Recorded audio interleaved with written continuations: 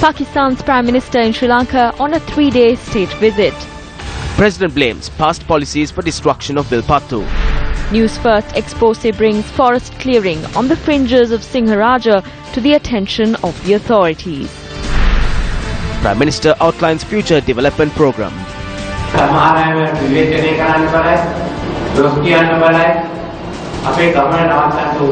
Ravi Raja's assassination directed by Naval Intelligence. First witnesses' statement submitted to court. Hello, good evening and welcome. This is Primetime News on MTV and Shakti TV. Good evening, Tori. Good evening, Nadim, and a very good evening to all our viewers from here at home and across the globe. Starting off with a look at your top story tonight. Pakistani Prime Minister Nawaz Sharif arrived in Sri Lanka this evening for a 3-day state visit. The Pakistani Prime Minister Nawaz Sharif was welcomed by Prime Minister Ranil Wickremesinghe at the Bandaranaike International Airport. The Pakistani Prime Minister arrived in the island based on an invitation extended by President Maithripala Sirisena. The visiting Pakistani Prime Minister will remain in the island until Wednesday. The Ministry of Foreign Affairs said that an official welcome ceremony for Nawaz Sharif will take place tomorrow at the Presidential Secretariat, which will be presided over by President Maithripala Sirisena. He is scheduled to hold official talks with the President, Prime Minister and several cabinet ministers during his stay. In addition, MOUs on a number of topics related to bilateral importance will be signed between the two countries.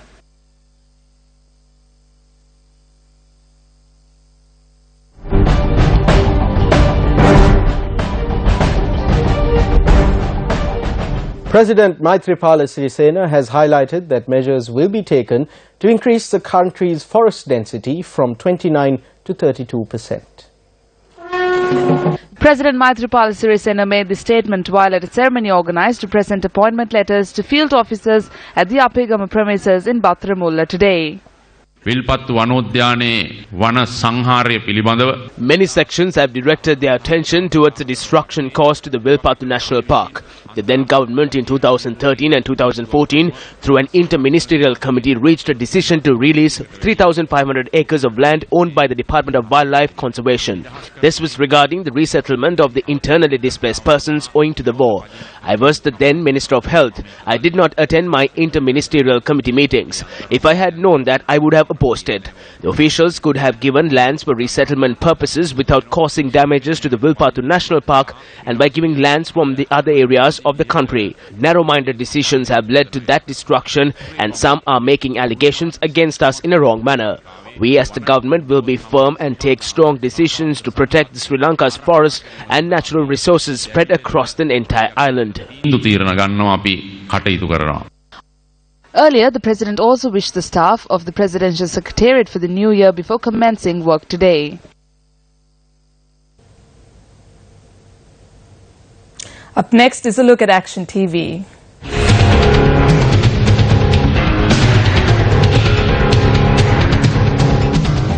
Yesterday, Action TV exposed the destruction that has been caused as a result of clearing the forest reserve near the Sirambahu elephant crossing in Nochiagama, which faces the Anuradhapura-Puttalam road. Wild elephants living in the Vilpattu National Park leave the park during the dry season and head to smaller forest reserves via the Sirambahu crossing. About a month ago, wildlife officials subdued and captured a violent wild elephant at this crossing. The 250-acre forest reserve, including the crossing, which was maintained as a protected forest under the Mahaviharya, was later acquired by the Mahaweli Authority and was to be maintained as a protected forest. Against this backdrop, under the label of eco-tourism, the Mahaweli Authority has divided this reserve among 3 politicians, a monk and a businessman, granting them 50 acres each on a 30-year lease basis for a negligible sum of money.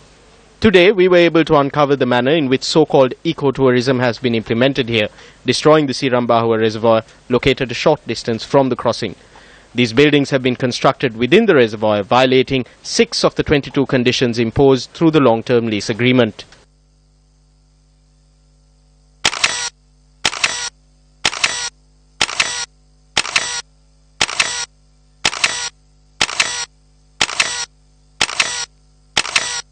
They have built a hotel here and we cannot collect any water in the reservoir. They open the spill gates and release the water. We are unable to cultivate the land in both seasons. The hotel has been built on the edge of the reservoir bed and all the waste goes into the reservoir. Is it just to use the label of ecotourism to destroy traditional reservoirs and deprive farmers of their sustenance? Assistant Agrarian Services Commissioner for the Anuradhapura district, over to you.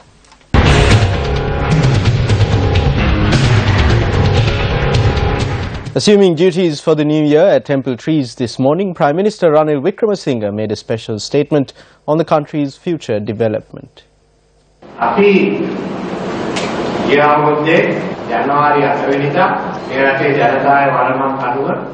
On the 8th of January last year, in line with the people's mandate, we took the country in a new direction under the leadership of President Maithripala Sirisena. That year will conclude in another 4 days. Freedom has been brought to the country. A new constitution is to be introduced, and for the first time, the President of the country has expressed his willingness to curtail his executive powers. We overcame the human rights problems that we were facing in the world, and together with the world, we took steps to restore all these rights in the country. While resettling the suffering people in the north and returning their lands to them, we have acted to provide all these rights to the people in the other areas. This year, we are going to a new path. We have commenced all our political programs. Now we are hoping to commence a socio-economic program. The people of this country are joining us on this journey. The world is joining us. Under President Maithripala Sirisena, we will introduce programs that will bring socio-economic progress in 3 years. This is the new journey. Some will seek to criticize and blame this government. We need not stop our journey. Everyone who criticizes and blames us will turn to our side in a short while, and from the western province to Trincomalee and from Hambantota to Jaffna, we hope to initiate major development, the likes of which has never been seen before in the country. I invite you to join us and conclude my short speech by wishing you and our country the very best.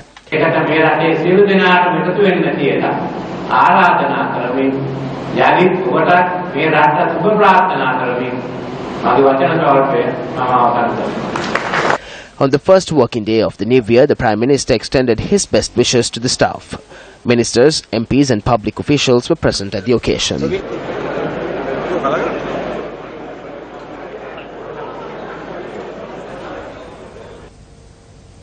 The central bank governor Arjuna Mahendran announced earlier today that withdrawal restrictions on foreign currency accounts established in Sri Lanka would be eased. With immediate effect from the end of this week, we will be posting a new circular to all commercial banks in Sri Lanka that they can allow the operation of these NRFC and RFC accounts to be conducted without any restriction. It's just that it's been very tedious to withdraw funds from those accounts once they are open. So what we are doing is we are making less tedious. In fact, we are making them quite ordinary, like any normal bank account, where there is absolutely no restriction on anybody putting their money or taking it out. When questioned by the press on the issue of the allegations regarding the controversial bond issue earlier last year, the governor had this to say. Well, as far as I know, there's the COPE, the Committee on Public Enterprises, was investigating the matter, and then the Parliament was dissolved. And the COPE has now been appointed the new COPE, and they will resume, their investigations. But I must also add that, in the Supreme Court the matter was taken up, and the Supreme Court judged that there had been no malfeasance. Now, the central bank bond scam was a major topic of discussion throughout the year in 2015. Tonight, we take a look back at what transpired in this controversial bond issue. Have we forgotten? In February 2015, the Central Bank of Sri Lanka, or CBSL, announced the issue of 30-year sovereign bonds with the aim of raising 1 billion rupees. Despite the initial indication of 1 billion rupees, the CBSL's public debt department went on to accept bids up to 10 billion rupees for the 30-year bond issue. Primary dealers were not informed of the central bank's decision to raise more funds. However, allegations were raised that Perpetual Treasuries Limited, a company said to be owned by Arjun Aloysius, the son-in-law of the governor of the central bank, was privy to this information. Investigative journalism by Newsfirst revealed that the address of Perpetual Treasuries Limited and that of Arjun Aloysius were the same. Arjuna Mahendran, the governor of the central bank, in an over-the-phone interview with Newsfirst, admitted that there had been a miscommunication in failing to inform the primary dealers of the increased requirement for funds. What the government should do is to demand that the investigation is expedited and enforce the law, but we cannot see such a thing happening. 4 weeks have elapsed from the 27th February to the 31st of March. In those 4 weeks, the government has placed an additional expenditure burden of 41 billion rupees on the public. Lanka රජයට අතිරේක වැය බරක් මහා ජනතාවට දරන්නට සිද්ධ වෙලා තියෙනවා. When the trust placed in the central bank is broken, the entire banking system deteriorates. While the Prime Minister appointed a committee to inquire into the matter and commissioned a report, the COPE Committee's investigation into the matter came to a standstill following the dissolution of Parliament. They are speechless. When it was to be brought to Parliament, they decided to dissolve it. Is this ethical? And on the other hand, the court has dismissed a case which was against the governor. So can I ask a man to go on that basis? Will you ask anyone to go from your firm? If that's the basis. The next one is, I always said the report is going to Parliament. So we are going to Parliament. I prefer the select committee, but the Speaker appointed a subcommittee of COPE, and the chairman refused to call the members of the committee which gave the report. All those who served in this select committee and were re-elected will serve in that committee together with others decided by party leaders. The central bank bond controversy is still being swept under the carpet. This shows that it is an ongoing racket. What action is the Minister of Finance and Prime Minister taking on this matter? The Parliament has summoned the COPE Committee on February 2nd in relation to this matter. Apart from this move, this government has not done anything, nor has it taken the responsibility to intervene in this matter. This incident related to the bonds transpired last February. The public is paying for the losses. We cannot see any interest or a plan on the part of the government to hold the accused accountable. As the Voice Against Corruption movement, we urge the government to immediately take steps to fulfill the promises given to the people and to restore their faith in the new government.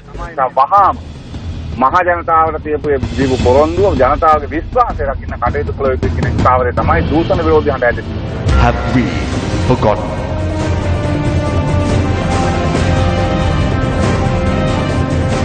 The JVP charged that the action against the corrupt has been limited to mere evidence gathering. Allegations were made against the head of the previous government as well as ministers. They said that investigations will be called for. It has been over a year that they have failed in enforcing the law against the corrupt. Most of the investigations, including the one into the murder of Tajuddin, CSN and Avantgarde, they are yet to take any legal action. The current government is following a trend of politics of reaching deals with those who are connected to fraud and corruption. Rather than penalizing the corrupt, the government is reaching deals and kicking away the public mandate. If the Rajapaksa rule prevailed, it would have taken over the whole society and would create a total mess in the country. Changing it is a positive step forward, but it needs to be made into a reality.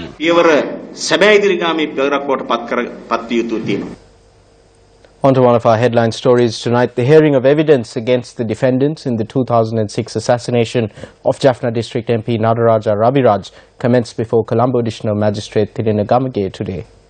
The statements provided by the first witness, Police Constable Sampath Preethiviraj, to the Criminal Investigations Department on the 26th of February 2015 and the 20th and 23rd of March 2015 were submitted to court today as evidence.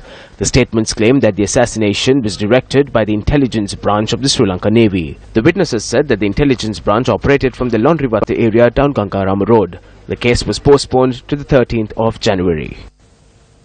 Chairman of the Kulannava Urban Council, Ravindra Udeshanta, who was arrested and remanded, was released today on strict bail conditions. He was arrested over an incident where a group demonstrating against the failure to solve the garbage issue in Kulannava were assaulted recently. Colombo Additional Magistrate Mohammad Nihar warned the chairman of the Urban Council that if he takes the law into his own hands, the bail will be cancelled. He also warned that the bail will be made void if he makes any influence towards the complainants and the witnesses. Attorneys appearing on behalf of the local residents pointed out that the actions of the Vallampitiya police over the assault on the demonstrators urging for a solution to the garbage issue in Kulannava was biased. The OIC of Vallampitiya said that investigations are underway to apprehend those involved. I don't mind if they kill me. I have one request. For my protection, I ask the court to provide me with a police officer on the 25th. I will engage in politics and I wonder how many times I will have to be remanded. The issue is the garbage dump. The people will make a decision, the politicians who depend on that. Former chairman of the Securities and Exchange Commission Nalaka Gudaheva and two others who were arrested over a financial irregularity that took place in 2013 at the SEC were further remanded until the 11th of January. The three persons, including Gudaheva, were produced before the Colombo Fort Additional Magistrate Priyantali Anage. Nalaka Gudaheva was arrested on the 7th of December 2015 when he visited the Police Financial Crimes Investigations Division to provide a statement.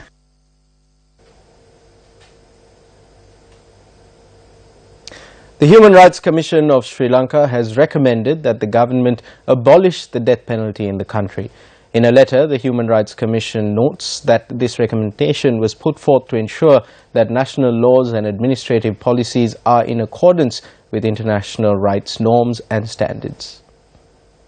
The Human Rights Commission of Sri Lanka in its letter noted that as Article 3 of the Universal Declaration of Human Rights enshrines the sanctity of human life by affirming that everyone has the right to life, liberty and security of person.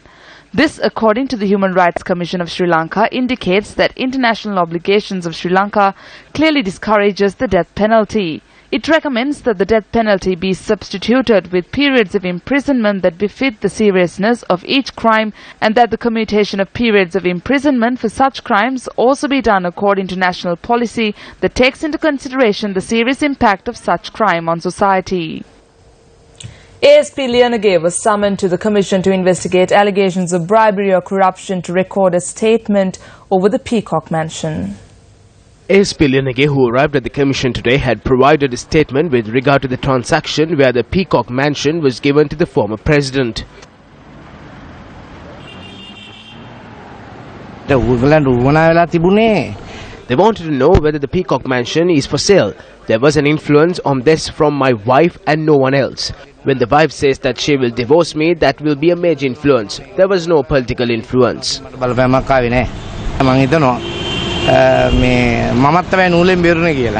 Former Minister of Fisheries Sarath Kumar Gunaratne also arrived at the Commission to investigate allegations of bribery or corruption today. He was summoned to record a statement over the Negombo Lagoon Development Programme.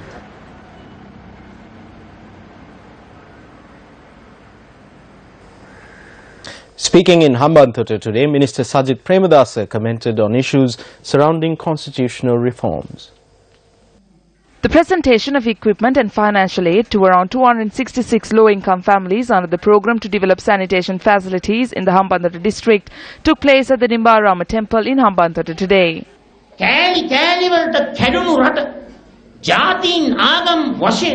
The country, which was in pieces and was separated based on religion and race, will come together under a new constitution. The constitution is a journey that will bring the nation together. It is former Minister Vimal Weerawangsa who is heading this defeated faction of the opposition together with former President. These two persons are conspiring in Thunmulla on how to sabotage this program on developing the new constitution.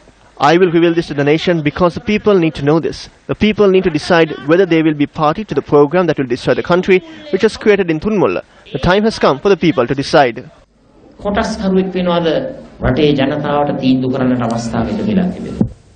The launch of a single window system was held at the Department of Customs today.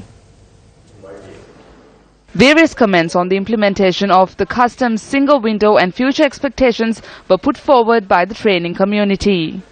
The single window system offers the same possibilities as opposed to the many number of windows that a client has to go through, which complicates the entire process. We now have an online platform through which they can directly submit all documents.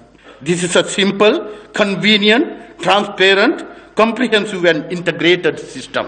You could see that this year we have revolutionized the budgetary process. Many discussions beyond the budget, during the budget. But we have put forward a way forward in a very progressive system. I want all of you all to ensure that we achieve this. This is a very attainable, practical budget that we have put forward. Now with this process, all what we want to do is to alleviate the burden that is there on the innocent people that are there. We have basically got our independence long ago, but the true economic independence has yet got to come to the people. Majority pay for the minority sins. We've got to ensure that this is converted. The more you collect, the less the burden is on you as the general citizen and the innocent people who basically want a better tomorrow. They don't want to get involved in the process of the day-to-day activities. They have elected government, they have elected officials, they have recruited people like you all to ensure that their work is delegated and obtained and run through. So this is what we expect through you all.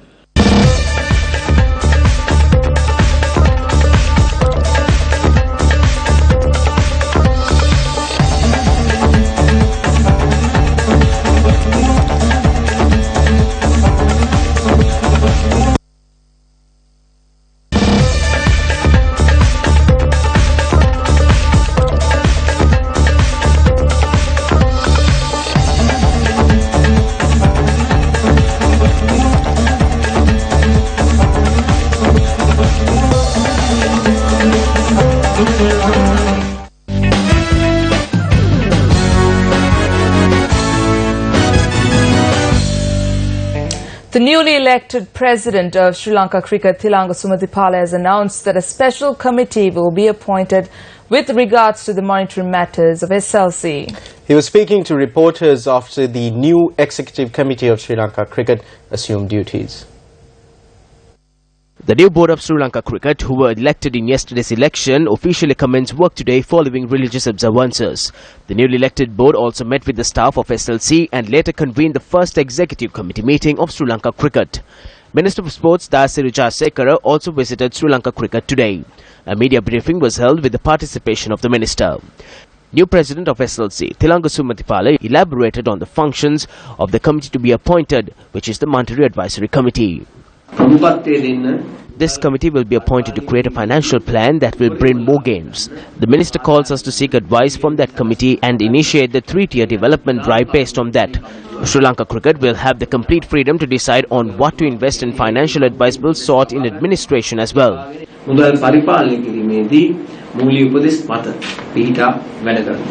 The Minister of Sports noted that he was unaware of the report that has been made, citing that the government will appoint a committee to monitor Sri Lanka cricket. As the minister, I have not been informed of any such thing. What needs to be done is not simply appoint a board or appoint persons to monitor them. We need to tell them to bring out persons who will be able to play cricket.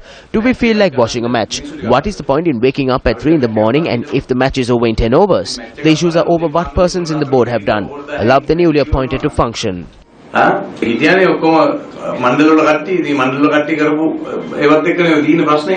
An executive committee meeting took place today to appoint the directors who will represent Sri Lanka at the International Cricket Council and the Asian Cricket Council. Taking a look at one of our headline stories tonight. Yesterday, Newsfirst exposed deforestation that is taking place on the boundary of the protected Singharaja rainforest. A Newsfirst crew was dispatched to the location to report on the gravity of the situation. The forest, which is located in Handapanala, falls under the purview of the Ratnapura Kalawana Divisional Secretariat. Handapanala, Manikawatha and Bovitiyawatha is home to dense forest. We witnessed the way in which the wild breadfruit trees and hull trees were felled in the location. The trees were strategically removed by burning tires placed around the trunk and by killing the trees by removing the bark. The Singharaja forest, which is known to be the largest rainforest in the wet zone of the country, is a national and World Heritage Site. However, Newsfirst learned yesterday that relevant authorities were We weren't aware of any deforestation taking place there. However, when we inquired from the Gramanilidari, he said that the piece of land belonged to a private company. When you say private land, does it mean that it belongs to the Commission of Land Reforms? We do not look into land reforms. Those come under the Land Reforms Commission. You have not witnessed the deforestation firsthand? How exactly are the authorities planning on working around this issue? If it belongs to a private company, then it's not in our capacity to look into it. If it's under the Land Reforms Commission, we can inform them to take necessary action. We informed the Forest Department today and they said that they left to inspect the location. How much land does it cover? We cannot be precise about the size of the land, but the Grama Seva Niladhari said that it was a private land of 4 acres. Isn't it part of your duty to look into felling of trees on private land? We only have a say if they're felling jack, breadfruit and hull trees, but we do not have a say when other trees are being felled. How exactly are you planning on acting on this issue? We have asked for a report from the Grama Seva Niladhari. We will act on it when the report on this matter is received. We have informed the Grama Seva Niladhari to stop any illegal felling, and if this land is identified as a plot of land belonging to the government and under the divisional secretariat,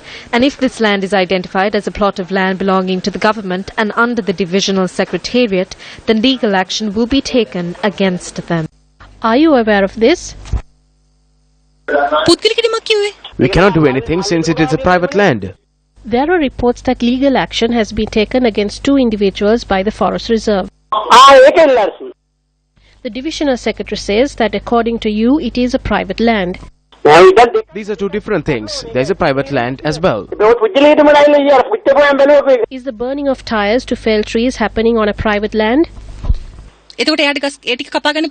Yes, it is a privately owned land. Environment,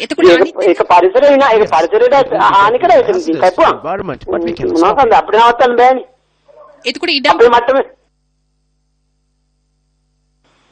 Then what belongs to the LRC? They are both located in Manikabad.